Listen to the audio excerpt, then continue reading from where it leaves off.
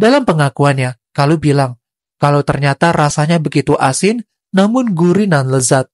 Sampai-sampai Kalu gak menyadari dia menggigit buah rambutannya hingga copot mengeluarkan.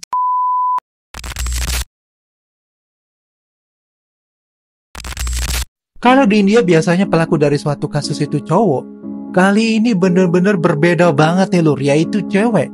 Aa jamin setelah dengar kisah ini, kalian bakal gemeter-gemeter gimana gitu. Sebelum lanjut ke kisahnya, jangan lupa like, share, subscribe, serta komen. Dan jangan lupa tekan tombol lonceng notifikasi biar kalau ada video baru, kalian gak akan ketinggalan. Gak pakai lama, langsung aja kita gaskan ke case-nya. Kisah ini udah terjadi cukup lama di tahun 2000-an. Jadi sebelumnya mohon maaf ya lur, kalau kedepannya banyak menggunakan pakai ilustrasi. Aa mau kenalin sama satu cewek ke kalian bernama Kalu. Dia lahir di kota Kolkata, India, yang penuh dengan lika-liku kehidupan. Kehidupan Kalu bisa dibilang gak seperti bocil-bocil pada umumnya. Setiap dia ingin ngedapetin sesuatu, Kalu harus bekerja keras. Meskipun terbilang masih muda di umur 10 tahun, orang tuanya juga kerja serabutan. Bapaknya sebagai pengangguran, sedangkan ibunya adalah the night butterfly. Kalian bisa simpulin ya kerjaan apaan itu. Berdasarkan data yang AA riset, si bapaknya ini ngebiarin profesi istrinya kayak gitu karena dapat penghasilan yang lumayan untuk menghidupi kebutuhan sehari-hari. Kalu sendiri sebenarnya malu punya ortu yang kayak gitu. Tapi mau dikata apa, dia harus ngejalanin kehidupan yang udah dianugerahkan.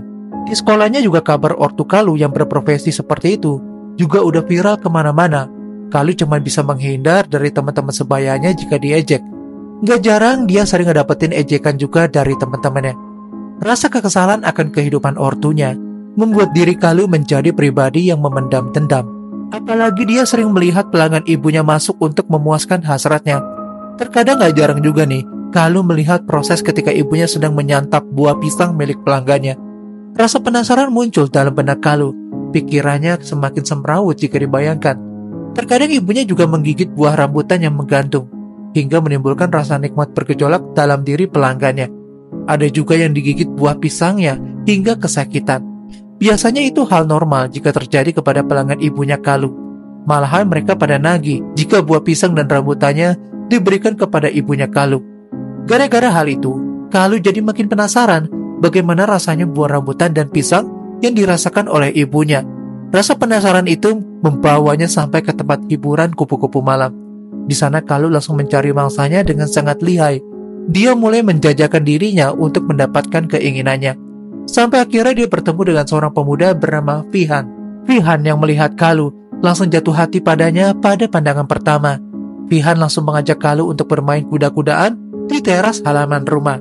Oh ya, for your information ya, Vihan ini adalah seorang pemuda dari kasta teratas kaya raya yang bergelimang harta. Dia dikenal juga sebagai orang yang playboy. Di depan teras rumahnya, Kalu langsung melancarkan jurus-jurusnya yang selama ini ia lihat dari ibunya. Hingga sampailah di titik di mana Kalu mulai menikmati santapan buah pisang dan rambutan yang begitu lezat seperti ibunya. Dalam pengakuannya, Kalu bilang kalau ternyata rasanya begitu asin namun gurih dan lezat. Sampai-sampai Kalu gak menyadari dia menggigit buah rambutannya hingga copot mengeluarkan cairan merah. Kaget dengan keadaan tersebut, Kalu langsung melarikan diri. Menurut dia, kejadian itu gak disengaja karena saking bersemangatnya. Di rumahnya Vihan yang sepi dan kebetulan ortunya lagi keluar kota, dia berteriak sekencang-kencangnya untuk minta bantuan. Namun nyatanya karena rumahnya ini private dan jauh dari pintu pagar selayaknya orang kaya, pada akhirnya Vihan harus merintih kesakitan dan kehabisan cairan merah. 2 hari berikutnya, ortunya ini pulang dan ngedapetin Vihan, anak semata wayangnya, kehilangan nyawanya dengan biji rambutan yang udah terpisah dengan buah pisangnya. Vihan juga langsung dibawa ke rumah sakit untuk keperluan otopsi. Saat diperiksa, polisi mendapatkan kesimpulan kalau Vihan kehilangan nyawanya karena kehabisan cairan merah dan digigit oleh seseorang. Sayangnya waktu itu rumahnya gak dipasang CCTV, jadinya gak ada bukti konkret siapa pelakunya. Belum lagi baru diketahui mereka membeli rumah elit itu baru sekitar seminggu yang lalu, sebelum ortunya meninggalkan Vihan sendirian di rumah. Maka dari itu juga pembantu rumah tangganya juga belum ada yang dipekerjakan juga. Sedikit latar belakang soal Vihan ya lur. Dia ini adalah seorang lulusan chef ternama di luar negeri, sehingga untuk urusan memasak, Vihan adalah juaranya. Kalu pun lolos dari kejaran polisi saat itu. Dia terus melanjutkan kehidupan hingga dia beranjak di usia 19 tahun. Dalam masa-masa itu, Kalu seperti kecanduan seperti ibunya. Namun bedanya dia paling suka menggigit buah rambutan hingga terpisah dari buah pisangnya. Kali ini dia melakukan terhadap sepasang kakak adik bernama Sanjay dan Pujay. Bedanya yang jadi korban ini hanyalah Sanjay aja. Kali itu mereka bertemu di tempat kupu-kupu malam dan mendiskusikan soal harga. Oh ya, untuk pertemuan pertamanya, Kalu bertemu dengan kakaknya yaitu Sanjay. Modus operandinya, Kalu ingin melakukan di rumah mereka. Namun waktu itu Sanjay nggak bisa melakukan di sana karena ada istrinya dan juga adiknya si Pujay.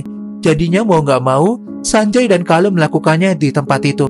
Kalu pun dengan terpaksa akhirnya menerimanya. Udah gitu dia nggak bisa melakukan kegiatan seperti biasanya karena tempatnya ramai dan hanya ditutupi dengan tirai aja. Jadinya kalau ada apa-apa, Kalu bisa langsung ketahuan. Untuk yang pertama kalinya, Kalu terpaksa melayani Sanjay di situ dan hanya menggigit manja aja seperti ibunya. Setelah setengah puas bermain, ternyata Sanjay malah mau bermain yang lebih nikmatnya lagi di rumahnya. Kebetulan nih, akhirnya ya Kalu nggak usah capek-capek nih ngebujuk. Namun permasalahannya, di rumah ini ada istri dan adiknya. Sanjay harus mencari cara gimana istri dan adiknya itu nggak ada di rumah ketika mereka sedang bermain. Karena jujur aja, Sanjay ngerasa kentang banget pas lagi begituan di tempat itu. Gak bisa dipungkiri juga ya lur, karena risih banget buat Sanjay dan Kalu. Waktu itu Kalu memberikan ide, bagaimana kalau menyuruh adiknya si Pujay untuk ngegoda istrinya buat mengajaknya ke sebuah penginapan. Mendengar hal itu ya Sanjay agak sedikit marah, tapi karena hasratnya yang udah gak terbendung sama si Kalu, mau gak mau nih dia menyuruh adiknya Pujay untuk mengajak istrinya itu keluar. Adiknya Pujay ternyata berhasil mengajak istrinya keluar, namun sayangnya ya istrinya gak mau ke sebuah penginapan. Karena ternyata dia tuh sepasaco, setia pada satu cowok. Jadinya dia gak mengkhianati suaminya, melainkan hanya ke tempat wahana layaknya bermain biang lala dan roller coaster aja. Hari yang ditentukan tiba, Sanjay dan Kalu mulai bermain kuda-kudaan dan saling memakan buah mereka. Sanjay memakan buah melon milik Kalu, sedangkan sebaliknya dengan Kalu, dia mulai bermain dengan buah pisang serta rambutan milik Sanjay.